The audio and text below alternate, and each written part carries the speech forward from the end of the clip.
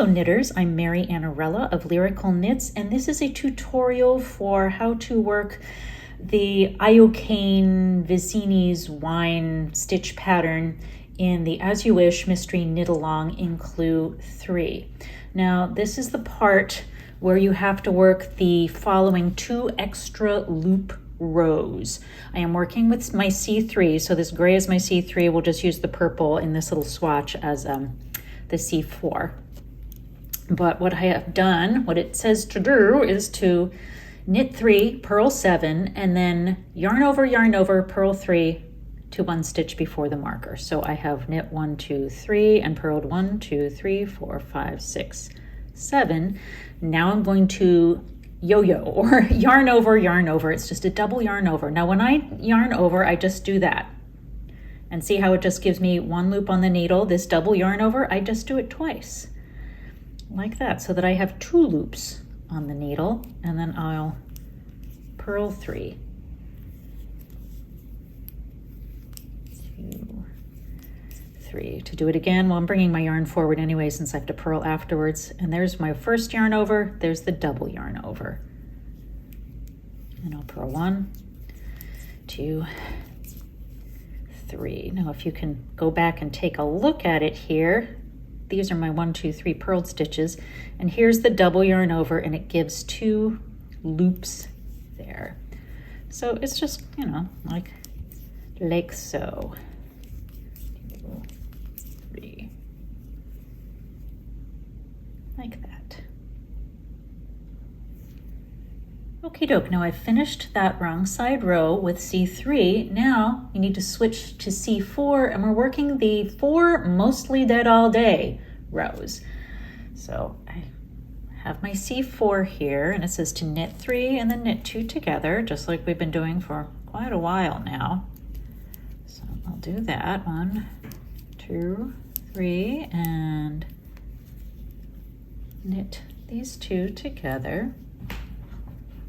Now it says to knit to the first yo-yo, knit to the first double yarn over. So I will knit to that double yarn over right there, and it says slip the double yarn over purlwise with the yarn in back, so my yarn's in back, purlwise, as though it were a single stitch.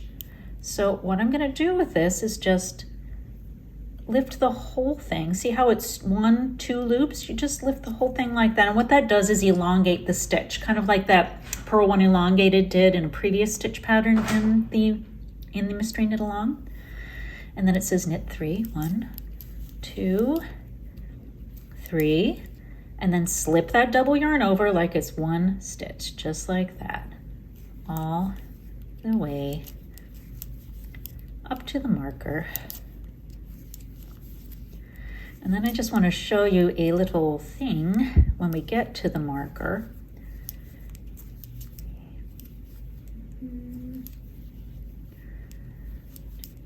3, slip it like it's just 1 stitch. What that does is elongate it, and that's going to be important a few rows from now.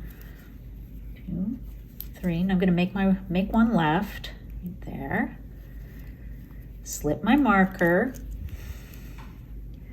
Now here, some folks are having a little bit of trouble with this, where you knit 1 and then make 1, but you're making 1 from basically a double yarn over here. So couple solutions for you, and here's the easiest one.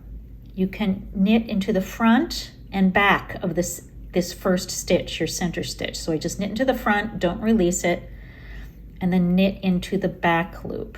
That's a really nice way to do that increase, and then you can just slip this double yarn over. Now if you don't want to do it that way, I mean, what I just did, I just took this and did my make 1 from it. Oops, that's make 1 left. Don't make 1 left. That's what I must have done.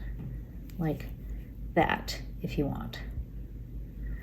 But it's easiest, I suppose, in retrospect, to just go ahead and take that center stitch right there and knit into the front and back of it instead. And then you can just slip that stitch, knit your 3, slip that double yarn over as 1, and knit your 3.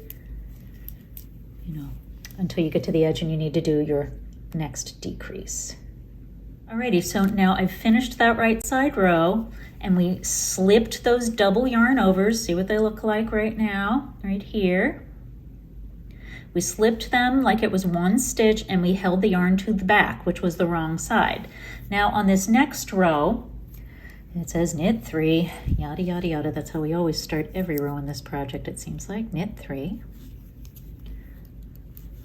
There we go. And what you do is purl every stitch that's in C4. So that's my purple. So I'll purl every every stitch that's in my working yarn color. And when I come to that, what was that double yarn over, that stitch that's going to be an elongated stitch right there in C3, I'm going to slip it again, purlwise, but with the yarn held in front.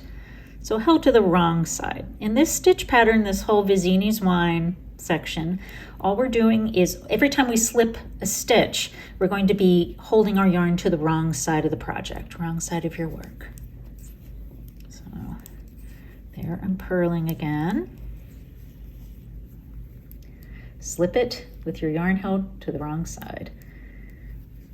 It's pretty easy to do if you knit continentally because your yarn is always forward the whole time because we're purling like so. All right, so I finished that wrong side row, and the next 2 rows for the 4 mostly dead all day rows, those last 2 of the 4 mostly dead all day rows, you're still working in C4.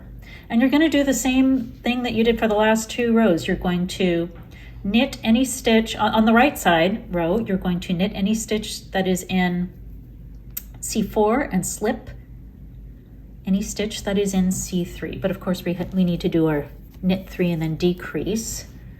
Knit 1.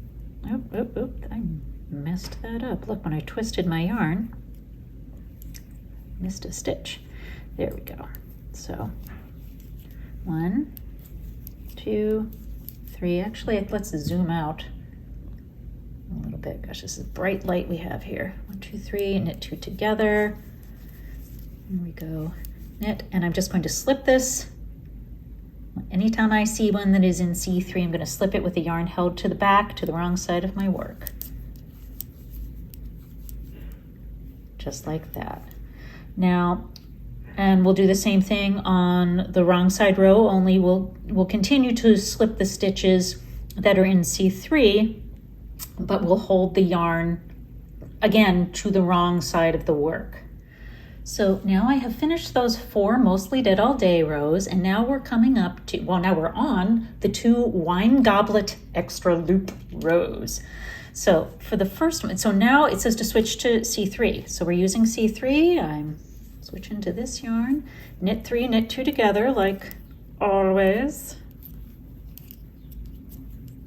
1, 2, 3, knit 2 together, and you will see that your next stitch up should be a stitch that you slipped. It was your double yarn over from several rows ago. So it says that we slip that with the yarn in back. So we're going to slip it just like we've been doing. The knit 3, what's the big deal? What's so different about this? Well, now we take this slipped stitch and we're going to pull it over the 3 that we just knit. So what we're doing there is just like that. See how it makes kind of a V, a leaning V for Vizzini, like that. So you're going to slip that, knit 3,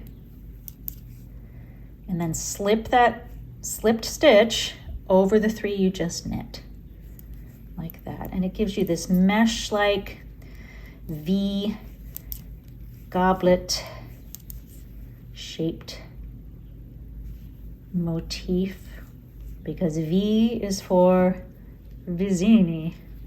Or you could just take 2 together and it makes a W for Westley. There we go.